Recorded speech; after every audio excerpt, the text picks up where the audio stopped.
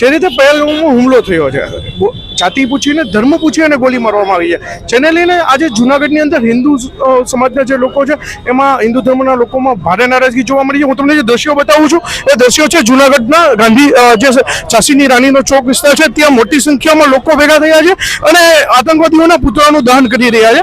આપણી સાથે અહીંયા તમે જોઈ શકો છો કે મોટી સંખ્યામાં લોકો જોડાઈ ગયા છે. અત્યારનો જે અહીંનો માહોલ છે તમે જોઈ શકો છો કે ભારે લોકોમાં રોષ જોવા મળી રહ્યો છે અને સાથે સાથે તમે જે રીતે જોઈ શકો છો કે લોકોની ક્યાંક ને ક્યાંક લાગણી દુભાઈ છે. આ જ રીતની આખી વાત છે. આપણી સાથે અત્યારે અહીંયાથી જે રીતે જોઈએ તો અત્યારે આપણી સાથે માધવ ભારતી બાપુ જોડાઈ ગયા છે. આપણે એમને પૂછીશું કઈ રીતની વાત છે. બાપુ, કઈ રીતની વાત છે આજે, કઈ રીતની ઘટના છે? જુનાગઢની શાંતિપ્રિય જનતા ખરેખર તો શાંતિપ્રિય છે, પણ જે ગઈકાલે એક ઘટના ઘટી એનાથી ભારે દુઃખ થયું છે. સારું જુનાગઢ આનાથી વ્યથિત છે, સારો સાધુ સમાજ પણ વ્યથિત છે કે જે કાશ્મીરમાં ફરવા ગયેલા નિર્દોષ લોકો આતંકવાદીનો જ્યારે ભોગ બન્યા છે ત્યારે આવા આતંકવાદીઓને ઝડપમાં ઝડપ સજા થાય, મોતની સજા થાય અને જે માર્યા ગયેલા લોકો છે એમના આત્માને ભગવાન શાંતિ આપે, જે ઘાયલ થયેલા લોકો છે એમને જલ્દીમાં જલ્દી એનું સ્વાસ્થ્ય સારું થાય અને એમના પરિવારને ભગવાન સહન કરવાની શક્તિ આપે એ પ્રાર્થના સાથે સારા હિન્દુ સમાજે એક આતંકવાદીનું પુતળા દહનનો કાર્યક્રમ કર્યો છે અને સરકાર પાસે પ્રાર્થના કરી છે કે આવા લોકોના વહેલા વહેલી તકે પકડી અને એમને સજા મળે અને એક કડકમાં કડક દાખલો બેસાડે એવી અમારી માંગ સાથે જય ગિરનારી, નમો નારાયણ. જે રીતે વાત કરવામાં આવે છે કે જાતિ પૂછીને અને ધર્મ પૂછીને બાપુ ગોલી મારવામાં આવી હતી, આ કેટલા અંશે વ્યાજબી? ખરેખર તો આ કોઈ વ્યાજબી નથી, કારણ કે હિન્દુ સમાજમાં તો આ બધા ધર્મના લોકો અહીંયા રહે છે, પણ જ્યારે ધર્મ પૂછીને મારવામાં આવે છે ત્યારે ચોક્કસપણો એક કાવતરું જ હોય છે. હિન્દુ ધર્મને એક ટાર્ગેટ બનાવી અને આવા લોકોએ પોતાના મનસુબાને કરવા માટે થઈને એક કાવતરું ઘડ્યું છે.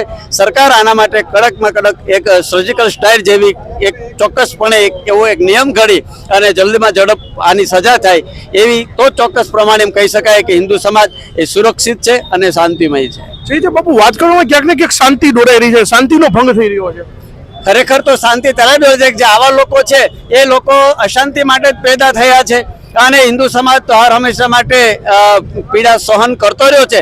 પણ હિન્દુ સમાજને પણ હું કહેવા માંગીશ કે હવે એક સહનશીલતાનો પણ અંત આવી ગયો છે. હવે આમાંથી જાગવાની જરૂર છે, ભાગવાની જરૂર નથી.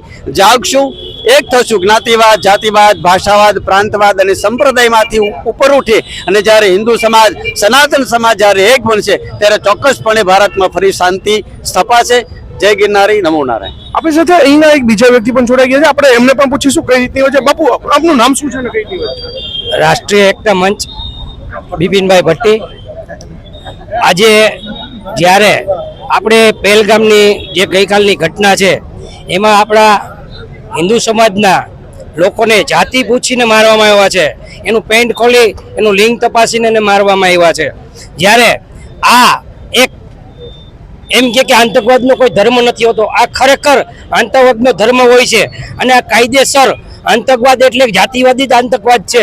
આપણે સૌ જાણીએ છીએ કે આ કયો આતંકવાદ છે. અને ખાલી આજે એક વસ્તુ કહું તો બંગાળની અંદર દેશના ગદ્દારો આપણે ઓળખીએ જ છીએ, તો એક જાતિ છે જે ગદ્દાર છે અને એ લોકો આતંકવાદ ફેલાવે છે. તો આ બનાવને હિન્દુ સમાજ સખત શબ્દમાં વખોડે છે અને આના માટે ભારત સરકારશ્રીને એક નમ્ર અરજ કરે છે કે તાત્કાલિક ધોરણે સર્જિકલ સ્ટ્રાઇક કરી અને આ આતંકવાદીઓના જે આકાઓ છે એને ઝેર કરવામાં આવે, એને હિરાસતમાં લેવામાં આવે અને તાત્કાલિક સર્જિકલ સ્ટ્રાઇક કરી અને જો આની અંદર પાકિસ્તાન પણ સંડોવાયેલું હોય તો સર્જિકલ સ્ટ્રાઇક અને પોક પણ આંચકી લેવામાં આવે એવી હિન્દુ સમાજની માગણી છે. જે રીતે વાત કરવામાં આવે છે તો અત્યારે જે સરકાર છે આતંકવાદને ડામવામાં ક્યાંક ને ક્યાંક નબળી પુરવાર થઈ રહી છે, એને લઈને શું કહો છો? કારણ સરકાર છે એ આતંકવાદને ડામવામાં નબળી નથી, પણ આજે જ્યારે દેશમાં જ ગદ્દારો હોય તો થીગડા ક્યાં મારવા? તો ખરેખર પેલા તો દેશમાંથી ગદ્દારોને સાફ કરો, પછીની વાત દેશમાં જેટલા ગદ્દારો છે ભારત વિરોધી, હિન્દુ વિરોધી, એને સાફ કરવામાં આવે એવી લાગણી ને માગણી છે. અત્યારે જે રીતની ઘટના બની છે, આગામી દિવસોમાં શું આપના કાર્યક્રમો રહેશે અને કઈ રીતની વાત રહેશે? આગામી દિવસોમાં જો કોઈ આ બાબતના કોઈ નક્કર પગલામાં નહીં આવે તો હિન્દુ સમાજ દ્વારા રસ્તા રોકો આંદોલન થશે, રેલ રોકો આંદોલન થશે અને જે હદે જવું પડે એ હદે હિન્દુ સમાજ જવા તૈયાર છે. તો મિત્રો, આ જે રીતની વાત કરીએ તો જુનાગઢની અંદર પણ હિન્દુ સમાજ દ્વારા ભારે વિરોધ કરવામાં આવી રહ્યો છે અને આ વિરોધના આગામી કંઈ પણ પગલાં આવી શકે તેવી પણ દહેશત સેવાઈ રહી છે. ખરેખર આતંકવાદને ડામવા માટે સરકારે પગલાં લેવા જોઈએ એવી પણ માંગ ઉઠી રહી છે. સાગર નિર્મલ, નિર્ભય ન્યૂઝ, જુનાગઢ.